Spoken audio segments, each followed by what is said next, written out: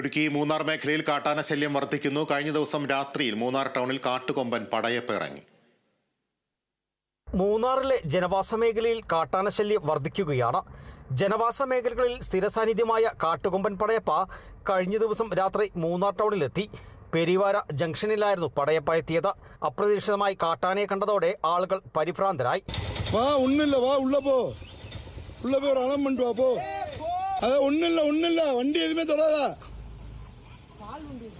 வண்டி எதுவுமே தொடாத.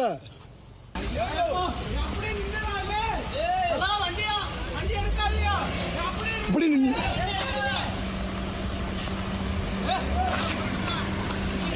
நின்னியா எடுக்காதயா, அப்படியே நின்னியா எடுக்காதயா.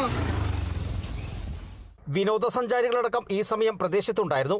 ആനയിറങ്ങിയതോടെ RRT സംഘത്തെ വിവരമറിയിച്ചു. സംഘമെത്തി കാട്ടാനയെ വനത്തിലേക്ക് തുരത്തി. ഈ സമയം റോഡിൽ പാർക്ക് ചെയ്തിരുന്ന ഒരു ലോറിയുടെ ചില്ല് പടയപ്പ തകർത്തു. മൂന്നാർ പെരിവാര റോഡിനടുത്ത് ആന ഇറങ്ങി വന്നു. അപ്പോൾ അത് മൂന്നാർ RRT ഇൻഫർമേഷൻ കൊടുത്തു.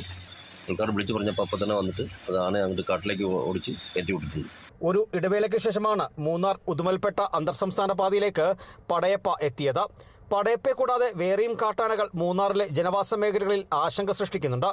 ഗൂഡാർവേള ഫാക്ടറി ഡിവിഷനിൽ കാട്ടാനക്കൂട്ടം 2 പലചരക്ക് കടകൾക്കും ബസ് കാത്തിരിപ്പ് കേന്ദ്രത്തിനും കേടുപാടുകൾ വരുത്തി. കന്നിമലയിൽ രാവിലെ ജോലിക്കെത്തിയ തൊഴിലാളികളെ കാട്ടാനക്കൂട്ടം വിരട്ടി ഓടിച്ചു.